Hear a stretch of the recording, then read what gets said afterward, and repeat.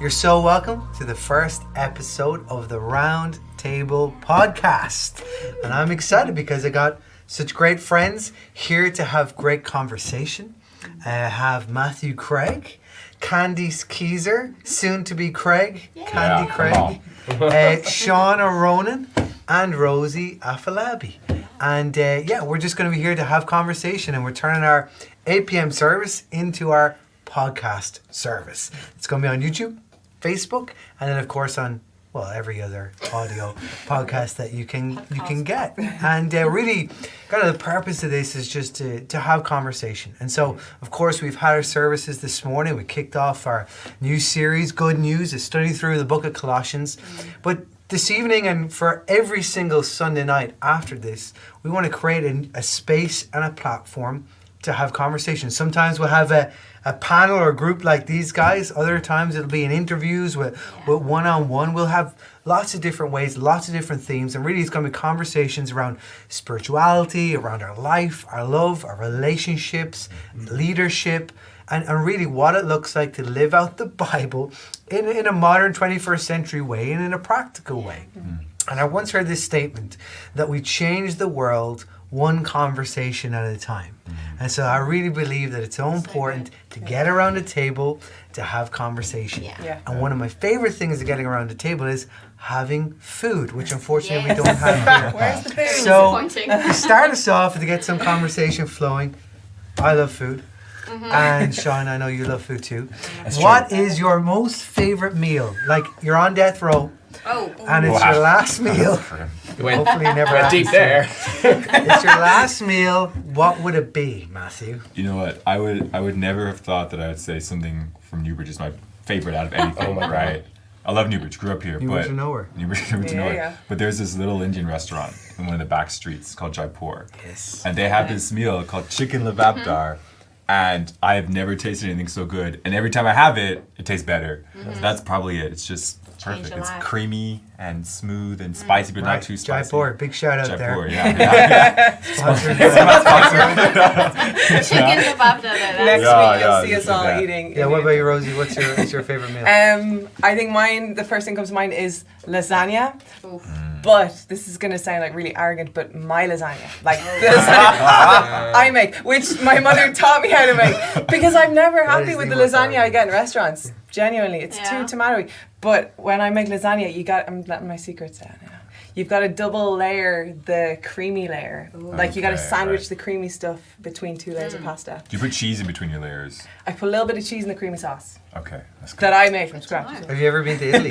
Yeah. Oh, you have? Better than anything. No, lasagna with a really nice rocket salad with like a balsamic. It's like tangy and Yum. Cool. Yeah. Cool. Sean? I'm just gonna go say, to be honest, I think a fry is probably would be what I would have, if I was on death row. I go for a fry, yeah. Something about a fry, I don't know what it is. I love bacon and sausages. Yeah, that's good. everything. Rashers. Like, is there anything you would eliminate? Beans. Well, it depends what are you including in a fry. That's a whole other black conversation. pudding. I don't like black pudding. But white pudding's fine, I'm sorry. Sorry, An Irish friends. fry then. Okay. Yeah. Fry is what An I egg, want. sunny side up, or? All kinds of eggs. I'll have extra egg for the black pudding. So I actually, yeah, fried egg's good. Tomatoes. Yeah. Very cool. Tomatoes are good. I like tomatoes. What about you, and Candice? potatoes even. What would I have? Like, first I was just gonna go for the traditional like steak, mushroom sauce, and potato wedges. But I think I'm gonna have to just go with sushi, just because I'm craving sushi right now. So some salmon, avocado, and you have to have the sushi mayo on top. It's just the best. So a little bit of sushi will do. Very nice. Yeah. Yeah, I classic steak. Just steak and sweet potato fries. Sweet Oh, potato. it's good. Yeah. But the Yeah. steak has to be Mushroom medium rare, a nice strip loin. That's what I like. Anyway, we don't just talk about food. On that Don't worry note. about that. Well, you comment in the comment section. What's your favorite food? But today we're going to have a conversation around the title, There's Healing for a Hurried Life. There's healing for a hurried life. And we live in a time and age in society where it's like our world is obsessed with work and the hustle and the grind, where to the point where it feels like we're always on. We're always consuming. There's always another Netflix series to watch. Or now there's like 52 platforms that we need to watch and keep up with. And unfortunately, what this has caused us is to always be tired. always be busy, always just kind of a result saying it's just not feeling content, not feeling fulfilled. It's like almost like we would have everything we could ever desire, and yet still we want something different, something more, something else. And one of the problems as well that's really struck me, and this is me personally, is never feeling rested. And in this season, I've tried to really discover what rest is and how to rest and what that looks like for me. And one of the things that's helped me, and it's kind of like also was a platform for this kind of topic, is read this book by John Mark Comer, The Ruthless Elimination of Hurry. And I bought it for all of our team. And Matthew has read it also. And it really kind of just stirred me and stirred my heart to look at my life and see, am I hurried? And why am I hurried? And how can I change that? How can I adapt that? And so we're going to be having a conversation around that today. And so my first question to you, but also to you, is would you describe yourself as hurried? And so what does that mean? Well, here's some things just to like little markers just to kind of judge yourself on. It's a place where you're feeling drained. And maybe by the end of the week, you come to a place where you feel empty and you're not resting, but you're recovering. Right. And oftentimes it feels like we have a very small recovery time before we got to go back into work. And maybe feeling just like you're always on. Yeah. So like even in our time off or even on our holidays, we're still on. Maybe just never feeling fully rested. Maybe feeling you're saying things like, there's not enough time in the day. That's something I always say. There's just not enough time in the day. Or I started this week with a list and my list has gone bigger, not smaller. Or saying I've got so much to do and not enough time. And when people, here's a real marker or measure. When people ask you how you're doing, does the words I'm busy or I'm feeling tired or I'm feeling wrecked come to the forefront of your mind straight away? Well, if the answer is yes to any of those things, it's pretty much, like you are living a hurried life. So to you guys, would you describe yourself as living hurried? Candy? Yeah, I would definitely say so. Like, my first and short and sweet answer is yes, definitely. But what's funny is that, like, you would know, I like doing things slowly. Like, I want to drive slowly and I want to walk slowly and I love to appreciate my coffee and watch the sunset. But I think in my mind and in my heart, I'm always going and I'm on. And I definitely think some of it's like a personality thing. Like, I'm like the go-getter. I want to adventure. I want to do stuff. Why do nothing when you can do something? Like, I want to tick everything off on my list. So I would definitely say I have that thing of like always going, always being on. And I think even like at this stage in the world, like with social media and our phones, like I do find I'm someone who's like over-engaged, overstimulated, over-connected all the time. Like, can't go to the loo without going on Instagram at the same time, like, like making tea and looking at the phone. Like, it's just constant all the time. And I find I really have to like stop.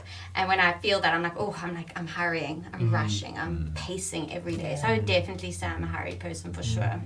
Appreciate your honesty. Yeah, no, definitely. Can't lie. I think it's interesting how, like, for you do things slowly. And so we do a lot of things. I'm like, wow, we're doing this really slowly. So. But if I do things fast, that doesn't really bother me. I like doing things fast, getting them done, be efficient, get stuck into what I'm doing. But what I'll do is I'll do that and I'll stack things up and I won't leave space or margin. And I'll get to that point where I wouldn't say I'm hurried, but I always feel like I'm busy. I always feel like I'm drained. It's like I'll get to Tuesday and I'm drained. I'm like, it's Tuesday. Like, why am I tired? Right? And yeah, I think that's the thing that me and so many of our generation do is we just don't leave space to actually stop at all. That's good.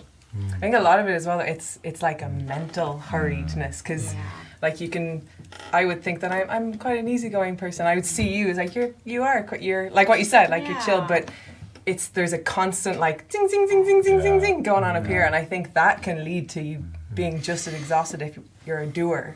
I think it's a real thing. And something I thought was interesting is I didn't grow up hurried or quick. Like, my family's quite relaxed and slow, and even through school and university is always like, don't do your homework on the Sunday. Take a day for yourself where you have space. And I used to do that. And then as soon as I left my house and I started working, it was then that and I had to take care of myself like completely all the time. It was then that something switched and I got into the world on my own and I just got lost in this like, I have to be busy all the time. It's weird. It's weird. Right, What about you, Sean?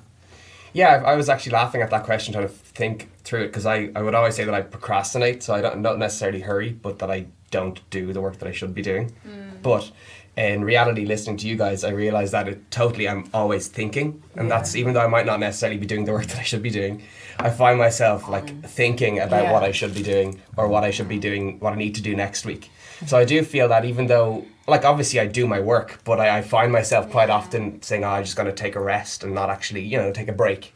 But it's funny in those moments of how it's such a lie. It's not actually resting. You're really trying to like prolong the need to do the work. So I was really kind of, at the beginning, I was kind of saying, no, I'm not hurried. Look, I take loads of breaks, but those breaks are like denying what I need to be doing. I find that my mind is totally kind of on the go a lot of the times, thinking through things. My mind is a bit of a playground. Loads of kids in it. I think with what Matt said, there comes this point in society, I think, where we praise busyness and we praise hurry almost, like there's like this celebrate elite, it. we celebrate the hustle and the go and it's like, oh, you must be doing so well at your life if you're always busy and you're so full. And I think that's the hamster wheel that we can get so sucked into at some point. I don't know how it happens, but at some point in our life we get sucked into this hamster wheel, and you just go, and then you read a book or something happens, or even like a tragedy or something changes in your life and you realize, wait, I'm living my life rushed on a hamster wheel, and why am I doing that? And something so interesting in that book, he talked about how 20, 30 years ago, a symbol of wealth was you would show rich people sitting by the pool, playing golf, like relaxed, easy. And now if you look at wealth symbols, it's like city living, fast life, in meetings, business, like rush. And so like being busy is now a symbol of what wealthy people have. It's something to aspire to, which when you start thinking about it is kind of weird, right? I think so obviously both of us read a book. You guys are going to read the book. I think for me, what I tried to do, because we took some holidays and got into a place of rest and read this when our holidays at home. It was an amazing place to be. And read it and go, right, I'm going to do this, and I'm going to do this, and I'm going to do this. And it started off my week in work. And, getting into it, first day, everything's gone good. But then, very quickly, 3 days into it, it's like I'm right back to where I was before. And I think a lot of it has to do with what you just said there, is margin. Not leaving myself enough time. And also, myself and Joe, we've been kind of talking about this a lot, because we'll start things and like do new things, and then we like obviously start failing and forget to do them or whatever, but we almost hold ourselves so accountable that we're our own worst critic. And I think that's where the mind stuff comes in. Like, if I'm going to take some time off or try and rest, and I unfortunately go on social media and I see that someone else is not resting, it almost creates that, wait, the anxiety. And also we're not leaving ourselves enough margin, trying to fill our day, trying to fill our time. That's just one thing that, for me, I don't know if you guys would agree, but... For sure, obviously, kids make you busier. Have they, do you remember back before you had kids? Do you remember those days? Would you have said that you were still busy then, like rushing around places, or did you have more space? Yeah, so I would say this. So I obviously have 3 boys. I was just as tired without kids as I am now. Interesting. Wow. That's interesting. I'm actually probably more rested now than I was before I had kids. And my mom used to always slag me, because she'd always ask, how are you? How's things? And I say, I'm wrecked. I'm exhausted. And I have nothing to do. Probably when I was in college, just working. And then you have your first kid and you're like, exhaustion and all this. And then you have your second kid, exhaustion. And now a break for us is like to get 2 of the kids minded, or one of the kids minded. And it's like, so I do think it's a mentality. I just, that's what I think. It's just a mentality. It's a maturity. And I think the way I see it kind of is twofold. It's capacity and leverage. I need to increase my capacity, but I need to leverage my time to that I'm not always on the go. But yet, on the times that I am on the go, I have the capacity. If that makes sense. Right. And that's just kind of one thing I wanted to ask you guys, is because we're not saying here about we're all gonna wear flip flops around and no work anymore and just like barefoot would have been a better one. And we are talking about working and resting. And so for you, do you think that is a realistic thing to adhere to aspire to? Yeah. What do you guys think? I think, sorry. No, you go ahead. But I think, because we're talking about hustle and stuff, I think it's really important. I think you mentioned it earlier, but hustling isn't bad. Like being busy isn't bad, because we could easily go down that path, but it can become really, really toxic. And I think balance is totally possible. Yeah. But I think it's really important to know that hustling isn't bad. Being a busy human isn't bad. But knowing... Making sense? Yeah. Like we were made to work and to do things Yeah. and produce, right? So that's good. But it's when we like glorify that over everything else that becomes a problem. Yeah, it's like what Candy you were saying about we celebrate the busy, and then I think that can result in some really toxic thinking on our part, which makes like the hamster wheel, which makes us then jump back on and be like, oh, I need to do more because it's good, look how much I'm achieving. And that's not a bad thing. But if that's where you're living, that damages you. Do you think you should ask the question what you're busy about, though? Like, I feel like that's the other thing, is that we can be busy with a lot of things that isn't necessary, or we're busy with doing things that just shouldn't, that is actually not good for us, if you know what I mean. Because I was actually reading a fantastic quote about how, like, people want to rest, and that rest is good, but that we should rest in our work, if that makes sense. Kind of like that when we're being busy, that we're not being busy around things that just are not needed. I think that's just something where if I'm resting, for instance, I'll choose to sit down and play Xbox, for instance, where actually in that I can actually be quite busy. Like actually my mind is totally on the go, where I'm saying I'm resting, but actually in reality I'm being busy and my mind focused on the video game of what I'm doing. And that's so good, because like we can think of rest as sitting down and staring at the ceiling, right? Or doing nothing. For me, I love basketball. When I'm playing basketball, I'm not thinking about anything else. I'm thinking about basketball. I'm totally in the zone. Well, if I play 2 hours to pick up ball, I'm like refreshed. I'm like renewed, right? But I'm gonna be tired because I've exerted myself. So it's not just about not doing anything. It's about doing the right thing, right? All good. And I think it's not an either-or situation. It's not like you have to be someone who's always resting, not in slip-flops or barefoot, or someone who's super busy. I think there needs to be a balance. There must be possible to have a balance somewhere, to be someone who works really hard, but to be someone who rests really hard as well. And I think like you guys are saying, it's defining, well, what is rest? Because is rest sleep? Is it about getting 9 hours every single night? Like, is that actually what rest is? And I don't think that's what it is. And I think for each of us, rest could look so different. For you, it might be playing basketball. For me, it's maybe getting a coffee and baking. For you, it's maybe looking after your plants. Like, whatever it is, like rest looks different. But I think it's about figuring out what is rest and peace for me. What does that look like for me? How am I going to be at peace with myself, with who I am? And I think that's the danger and the toxic part of being so busy, is that we can be so busy that we lose ourselves in the busyness, and then we don't have peace and we don't have rest in ourselves. Peace with our creator, God. Peace with what I do have and with what I don't have. Peace with who I am as a person, the good, the bad, the ugly parts of me, like everything together. It's finding that rest and that peace in yourself. But I don't think it's one or the other. I think there must be a balance somewhere. And that's something that Jesus did, again, talks about in the book. Like, Jesus was so busy. He did so much. There's like books about all the stuff he did, and he squashed it into 3 years.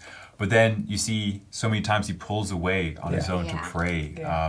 Like the idea that when he went into the desert, it wasn't... because we think of the wilderness or the desert as like a place of like, oh, it's bad. But he went and got strengthened there, and that's when he got tempted, right? And so Jesus had that balance of, he's fully present. He had so much compassion. He did so much, but yet he didn't burn out, right? And it's so interesting to look at his life and how he lived things and try to kind of reconcile how we live. And I think it's exactly what you were saying, Candy. It's or where is your wilderness? Where is that place where you go to receive? And I think the key is in not knowing how to rest. And I think that the statement that's probably defined this generation is Netflix and chill. Right? Like it's like that's how I Yeah. rest. Netflix, sit down, TV watch a for scene. hours. Yeah. And what you're doing is you're mind numbing. Yeah. And I do think we have a society that's based around consumerism. Right. And so one of the things in this, you'll know, is that back in the 70s, they were looking forward to the next 50 years, which is crazy to think it was 50 years ago, it was the 70s. And they predicted around this time, say 2020, that we would work maybe 3 or 4 hours. And we'd have enough money and enough time because we'd have created so much technology and so much things that we wouldn't need to work as more. We'd be able to enjoy life more. But then what happened is consumerism happened. Yeah. And I need to spend my time consume. So we spend our days, especially in our, because it's raining all the time, walking around the shopping centre. Yeah. Right. You know, window shopping or watch. I need to consume on Netflix. I need to consume this. I need to consume that. And so, you know, if we don't stop this, and this is my question to you guys, what's going to be the result of our lives if we continue on? What do you see happening? Yeah. I think rest, it's, you know, like the Bible, and I'm sure we'll talk about it, is, you know, the Bible talks about having a Sabbath, and I think rest is something that is essential, like, for humanity to be healthy, to be, we all want to be, what's the word? Not successful, fulfilled. We all want to be fulfilled. We're all searching for fulfillment, and that's the thing. We're searching for fulfillment in Netflix, searching for fulfillment in the shops, searching for fulfillment in playing games. Like, we're searching for it, yet we're looking sometimes in all the wrong places. And we all go through life, and we all do that at some point. But I think we're going to live very unfulfilled, empty lives. And I think it's because that's not what God has created us, or how God created us to live. He created us to live with margin and with rest, like, in our lives. So I think it's essential for us to be able to have that in our lives. I think this past, like, gosh, I don't know how many months it's been since March, this whole lockdown season, I feel like we've had, and we still have, this opportunity to, like, for us as Christians, to come before God and, like, figure out how do I rest? Like, what can I do? I think we need to ask ourselves that question. And the thing that kept, as we were preparing for this, the thing that kept coming to my mind, and the question that I started to ask myself was, what are the things that, like, set my heart on fire? Or what are the things that bring me joy?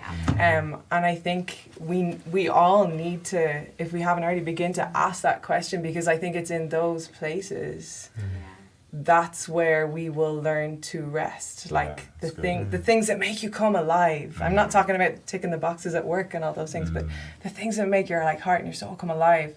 Because I think God wired us each, like you've already said, so differently. And I think unless we do that, we're just going to stay in the rat race. We're going to stay struggling, fighting, oh, I'm so tired today. What are the things that bring your heart alive? Yeah, I was really challenged by the question that you asked, and just hearing the response, and, like, I'm just really interested by what is the result of not resting. And I really feel that the reality is that it really disconnects us from each other, but it also disconnects us from God. And I think a big thing that I see in my own life is how I become very, like, me-centered about what I'm looking for, what I want. And I just really felt that kind of bit of that heart kind of conviction, of the sense that when I'm not resting, I become very centered on what I'm looking for. And I love that how Jesus was able to bring himself out of what was going on, so that he could reconnect himself with the Father and what the Father was doing. And I love that, like, in Luke, I think, I don't know if it was the passage you wrote out, you sent out to us, but where it's like, not to be anxious, but to, like, recenter on the Lord, which is something that I just really felt convicted by when he said, what will be the result of not resting? Because I see it in my own life when I realize that I'm, like, consumed about what's going on with me, and I'm not trusting, like, that I can sit down and, okay, wait, God is bigger than this, if that makes sense. For sure. I just feel like how that also responds with me and my family, and how I find myself dealing differently with my brothers and my mum at certain times when I'm not rested. But And so often when God speaks to us, it's in that still small voice, but if you're, like, surrounded by noise, you can't hear this still small voice. And so you're so right, like, and that's, for me, it's something that I'm, like, conscious of as we're heading into marriage and then fatherhood and then all these other things. Like I know if I'm not connected to God, like, things gonna go bad. Like, this is gonna be messy. It's gonna be messy, right? And so I'm just so conscious of, like, how can I, and I'm even trying to do it now, how can I put these things in my life that just that help me do that? How can I instill these habits? And it is difficult. And I'm not a morning person. I'm an evening person. But evenings are so busy, right? Yeah. Evenings are so unpredictable, and then mornings are just difficult to wake up to. And so I'm in a struggle of like, not a struggle, but like I'm trying to figure out, where do I find that? Where do I make that space? And I guess it's a very practical question. I guess the answer isn't the same for everybody. Yeah. How much of a problem is this? Oh my god. I was just thinking about this recently because someone asked me, what was it like when we didn't have a phone? We were kind of talking, we're same age, we're talking about, we're like, what did we do? Like you had to ring someone's house, talk to their mom or whatever, or knock on their door or send a letter, whatever.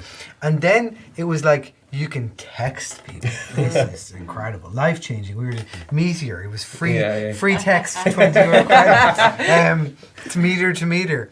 And then it was like the iPhone, and I was like, oh my goodness, this is incredible. And then I think which was the final thing was, and not that it's gonna continue, but was FaceTime. Right. For free. You can see other people's conversations, and the whole way through lockdown we have conversations with her. And I was just thinking about this, and I think what's happened, I'm just looking insular myself, is that I've got so fascinated by it. Yeah. I'm in awe of it. So therefore I let it rule me. Right. Rather than I rule it. And I'm thinking of my kids and your future kids when they grow up and like FaceTime, it's FaceTime. Yeah. It's a phone. It's a computer. And I wonder when we lose the awe, because everyone says this next generation is going to be so messed up and they're always online. And I don't think so. I think if we teach them and we father them, we can learn that you can plug in and you can plug out. Yeah. You can unplug. That's very good. But I think without that awe, things could change. Behaviors and habits can change. And so, for you, do you think that we have lost ourselves because we've become in awe of what can be done, that we think it needs to always be done, rather than just leaving it aside? It's okay if I don't tell Facebook and Instagram what I did today. I actually have been off social media for almost a year now. That's incredible. And it's normal now to not be on it, and probably will be back one day, but it's normal now to not be on. And the initial, the first few months of not being on, it was a detox. It was like a full body detox, full mind detox, because I didn't and I wasn't like a crazy poster doing all sorts of, but everything you do, you're like thinking, I can post this, or how will I frame this? And it does something to your soul, I think, because I found that I started to live differently. I found that and I'm not against social media at all, it's amazing. Right. But I think the shift of coming off it, and it's almost like I lifted my head and realized, I can enjoy moments, and and it doesn't, it does something in your mind. So I think and we have the power and the ability and the control to unplug, like you said. But I think so much of the time we live at the mercy. The mercy of it, and we're controlled. That sounds so dramatic, but you know what I mean. What's really interesting is that people at Facebook and Instagram, and again, it's not people working aren't evil, but they're building these applications and all the other applications with the intent to get people on things. So they'll run user tests, and when they're programming, they'll run user tests, and they'll try out different features and see, what can engage people the most. And again, it comes from a place of we want to get people on our platform, and there's lots of good things about the platform, but it is addictive. It's designed to be addictive, designed to get you back. And again, when you can manage that and control that, it's such a good thing. You can keep up with your family and your friends back home, right? So easily. Yeah. That's good, But when it controls you, then it's a problem. Yeah. And I would be someone, people who know me know I'm on my phone a lot. I am on my phone a lot. Really? I am on my phone a lot. And there's definitely seasons, and even, recently, where the first thing, I use my phone to wake me up. I check everything to wake me up. And I check everything. Just hold on a second. I want to let people know the real thing. So we were talking about sleep. We've read a book on sleep. We're talking about it. And I asked, I was asking everyone, how do you fall asleep? And Kanye says, I check my email, check my bank account, I check every news story, the weather, I check what's going to happen in 20 years from now. I'm and then you fall asleep? I go straight to sleep. And it's crazy. It's the first thing I do, and the last thing I do is I'm on my phone. And I'm sure people are thinking, oh my goodness, that's terrible. How does she do that? And we all have bad habits, and I'd probably say that's probably one of my bad habits that won't last forever, because I know it's not the healthiest thing to do. But I think, like we said, like for you to control it and it not to control you, I think is so important. But one of the things I think with our phones is this illusion that we're always available. That's real. Why didn't you answer your phone? Why didn't you reply? Like the blue tick, like the 2 blue ticks. Right. Like there's this thing that we should always be available, whether it's for family, whether it's for work, whether it's for friends. You should always be available. And I think that's one of the things with rest is this thing of like, I should always be available, always have my phone on me, go everywhere in the house with my phone. But it's like, okay, in order to actually rest, do I need to put it on flight mode? Yeah. What does that look like for me, practically speaking? How do I put my phone away and actually not be available? Because I think years ago, when you had to walk over to your friend's house to actually see them, there was this thing of you have space, you have freedom, you have time to yourself, where now it's almost as if everyone's living in your house because they're on your phone all the time. You can talk, message, ask questions, just a quick message here, quick message there, it's nothing major, but it's just one and then another one and another one. So it's almost as if you're just always on. And I think that's a part of the danger of that and the tension with that and rest, which I think is hard. I did not the start of this year, the start of the year before that. I was like, I'm gonna see what it's like 3 days no internet. Now I used to watch a lot of Netflix and would message people a lot and watch basketball. But I said, I'll do 3 days no internet.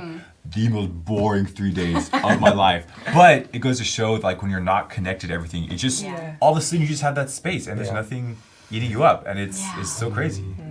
Well, it's the classic thing, I don't have enough time. And I'm deeply challenged by everything you're saying. I feel like I'm the worst person at times with my phone. When I am trying to respond, I always feel like I'm apologizing every text. Sorry for the delay. Sorry for the delay. But the other thing is, and this is what really challenged me about the book, is to go, you don't have enough time. Okay, well then, and screen time, we can see, calculate how many hours a day you're on your phone, or you're on Netflix, or whatever it is. And you go, right, I could take 3 or 4 hours a day. Imagine what you could do with 3 or 4 hours. Right. Like that you invested in yourself, or was decided to be bored. Like one of the things that I've been learning, I want to talk for a little while about lockdown and things that we've learned from this. But obviously I have a 6-year-old, a 4-year-old, and 2-year-old. And even with my wife, Jill, it's like, how much time do I actually spend down and ask them a question and listen and have a conversation and sit and just like leave space? I challenge that. What about you? Have you learned anything about this with your own siblings or your mom or your other friends? Yeah, I think it's been interesting over lockdown. We've had a lot more conversations, I think. But I think you're dead right about how that kind of listening thing. And one thing that I guess I think with regards to social media and everything is how we're all being kind of updated with what's going on in the world, and we don't necessarily give ourselves the time to think about it. So one thing that I've kind of noticed is in my own half how I can actually get quite irritated sometimes by conversations that we have around the dinner table where, none of us are naturally actually thinking about what's going on. We just have all these like quickly made opinions. So that's one thing that I noticed with regards to lockdown was how, grateful we've had no fights. We've had some heated arguments. But what I've noticed about this kind of ongoing nature of always my mind being on the go and social media, YouTube or Instagram, it's always feeding me information. How I've felt over lockdown that I'm not necessarily thinking through my thoughts hard enough. I'm consuming all this information and then not processing it. That's it. Processing is the right word. And I'm quite a verbal processor, so when I'm having these conversations, like I'm verbally processing my thoughts, and I'll go in and think about it. And say, actually, no, I didn't believe half of what I said there.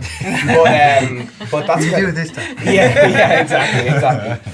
But that's kind of what I found. That's really good. Especially, that kind of just giving out information without really processing through it has been something that I felt over the past few months.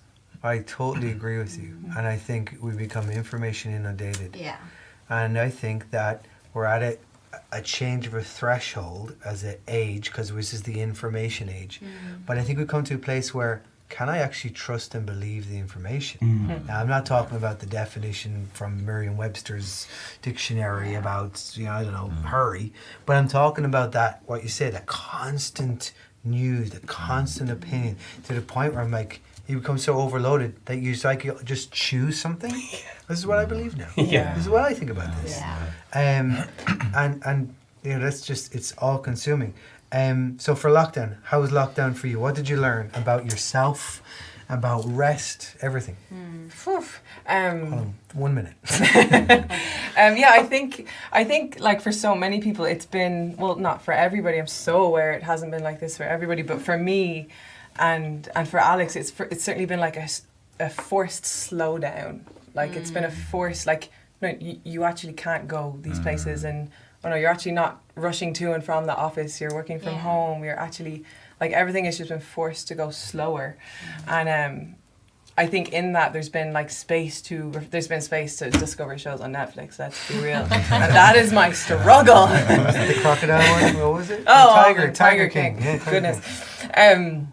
But yeah, there's been a forced slowdown, and I think one thing for me and for us has been, God has reshuffled our priorities through it all, because there's been time to actually sit and assess and question and be like, wait a minute, life before this, it was go, it was this, it was da, we're going to this place, meeting from this person to this person. And I think for me, one of the big things has been a reshuffling of priorities and a reshuffling of, wait, what's actually important to me. And I found over the last 6 months, I've seen my parents more than ever.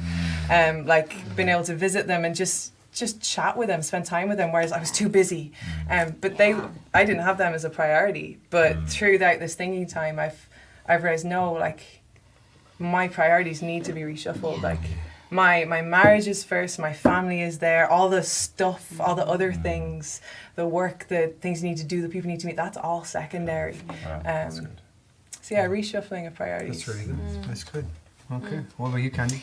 I think lockdown either made you become someone who slowed down, and you took that on, or it made you feel like I need to do more. And some people have legitimately been busier with 3 kids at home and trying to homeschool and work a full-time job and clean the house and cook the food. And I think it's been a really varied experience for people. Obviously, I don't have any kids in the house, and my experience has been so different.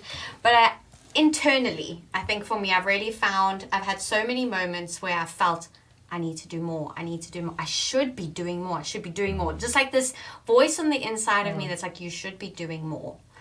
And I think it made me question, okay, wait a minute. Stop the boat. Why am I feeling like this? Why no one's putting this pressure on me? Why do I feel so much pressure to do more? And I think it really made me question, what am I attaching to doing? Am I attaching my worth, my value, who I am as a person, what I believe about myself, what I believe about my future to how much I do every day? And I think it made me, and I've gone through a season before where I've learned that, but I think this season was really hey, who you are is not defined by what you do. Who you are is different. Yes, what you do is so important, and you need to do that excellently and diligently, but that's not who you are, because what you do can be taken away from you in an instant. It can be gone in an instant. But who you are is so important. I think the priorities thing, so, we couldn't do as much as we were doing pre-COVID. And so it made me stop and think, okay, well, what's important to me? Is just what I do important? Or are my family, my friends, my health, my sleeping patterns, my evening routines, my morning, are those things a priority to me? And during this time, it really made me look at that and ask myself, well, who am I actually? Apart from what I do, who am I? What do I believe? What do I like? What don't I like? What do I want to do? What are my dreams? So I think that's what some of lockdown's been for me, a questioning time of who am I? And the value of what I do and what I don't do on a day-to-day basis. So it's been big for me. But it's been good. Really good. Yeah. Well, it's all about identity. Yeah.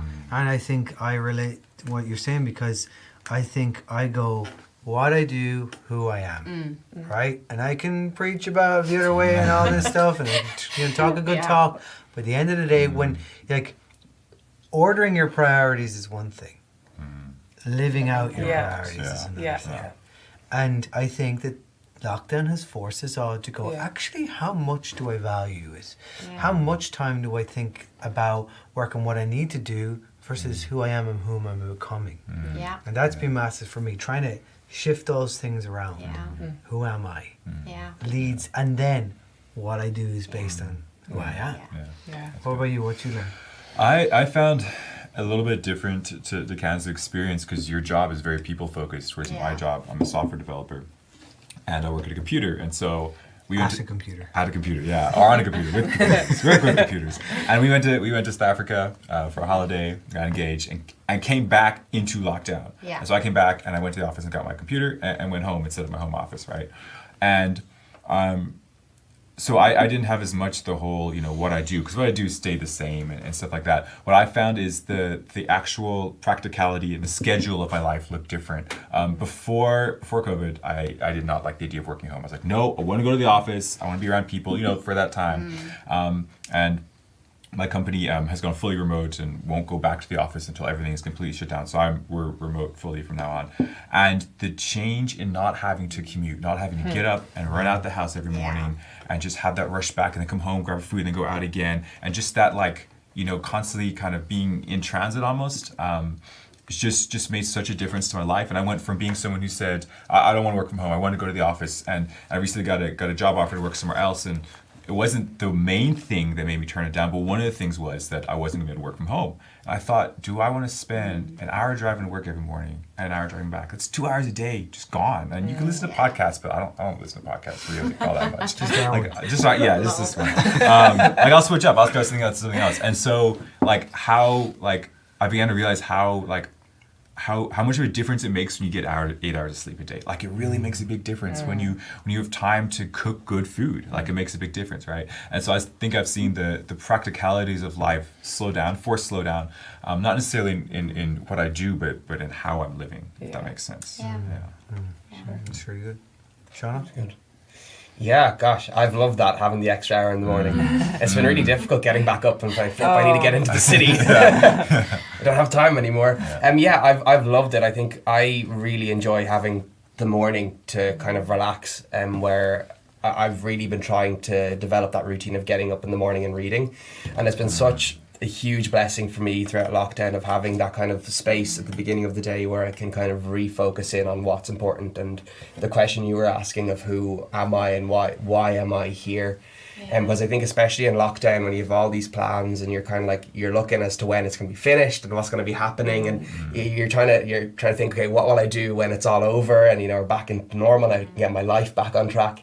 And I think I've been really grateful for that space. And I think I feel like I've really related to what you're saying, Matt, of having that kind of time to just chill out and relax and to kind of come back and to spend time in prayer and reading and just kind of go, okay, what is God doing right now, instead of kind of where's my hurried mind going to all the time. That's good. That's really good. So, I think in lockdown, and of course we still are in somewhat of a lockdown or working from home, as you say, but especially that time, March to probably end of May, forced us all indoors, forced us to be a little bit introspective and to really wrestle with our values, our priorities that we just talked about. But in my role as a pastor, I've spoken to probably a couple of hundred people and asked conversations, how's things going? And I find I could divide everyone into two groups. The people who have never been so busy in their lives, they have no boundaries between work and home, are stressed out, are wanting this to end, struggling with the change. And then a group of people who are, like you just said, just kind of beginning to embrace life, beginning to enjoy, beginning to slow down and think, you know what, maybe it's not all about work. Maybe it's about family. And so just as we kind of finish, and anyone who's listening or watching, maybe you're feeling like you are over busied and overwhelmed and just stressed out and you just don't know what to do. Hurry is your definition of life, and I'm on the go all the time, and maybe that's your vocabulary. How would you really advise people to get to that place? And maybe you are that person. I know I am. I probably am both, but I'm a little bit bipolar. I'm very I'm like this now, and then I'm like this. Depends what time of the day you ask me. But what is, say, just one thing? What's one thing that we can either stop or start doing? What's one piece of wisdom or advice from your own life. It doesn't have to be like the answer. But what has been your answer? Go on. Yeah, I think the first thing that came to my mind, and so many people, and I'm sure lots of people watching and listening, at some point maybe ask that question with regards to work. Why? Why am I doing this? Like, why am I working so hard? Why am I going? And for many people, all of a sudden their jobs look different. They had to reevaluate things. And it was maybe like, why was I working so hard? Why wasn't I putting my family first? Why wasn't I putting my health first? Because there was like this forced pause. And I think taking that question to God and saying, God, why am I doing this? And having a moment and perhaps starting the journey or continuing the journey of becoming really self-aware in a healthy way, and going to God with yourself and saying, God, why am I doing this? Show me. Let me see. Where do my priorities need to change? What needs to be fixed in my heart? What am I chasing that's not of you, God? So that's the first thing that came to my mind, is some of the questions that have been bubbling up during this time. Take that to God and then wait for an answer and see what he says about where you're at and what he maybe has for you and changes that he wants to make in your life. Just to jump on, not just brush over that, because I think it's important. On a practical level, when you bring that to God, what does that mean, right? Like, I just mean a very practical. Like, do you sit down, open the journal, wait, and then write down what you think, or what? How does it work? I think for me, because I can find it hard to just sit down sometimes, and I'm sure lots of people do, but I would need something, so I would find a pen, find a piece of paper, and maybe just start with writing that question down. Why am I doing this? Like, why did I step into this job? I know so many people maybe are later on in their life and they're doing a job that they never thought they'd do. They're doing something that they hate. And this could be the perfect moment in life to make that change. Or maybe you just fell into a job and you never thought you'd be doing that. But to ask, like, why am I doing this? And whatever comes to your mind, sit with that. Don't be afraid to write that down. Because I want the money. Because I feel pressure from my family. Like, whatever comes to your mind, no matter how scary it might feel, write that down and actually see it on paper and then see where that leads you. I would definitely, for me, I need to talk out loud to God. I can't just sit. I need to talk out loud, be like, okay, God, I'm feeling like this and I feel pressure from my family. God, what should I do about it? And in those moments when you feel your thoughts being like hasten to think something like, okay, maybe what about this, or what about that, or a verse comes to your mind, or you suddenly remember a dream you had when you were 16 years old and you wanted to do this, I would just write those things down as they come to your mind. So often we think we need, the cloud and the fire and lightning, but God's what happens to you. no.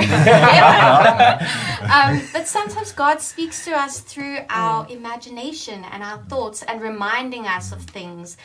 That's God, that's the Holy Spirit sometimes speaking to us. So I would just write it down and speak out loud to God and see where that takes you. Maybe the next step is sharing that with a friend, being bold enough to share that with someone. But I would just say take that first step, because that's sometimes a big step, being self-aware of like, where am I at with what I'm doing in my life right now?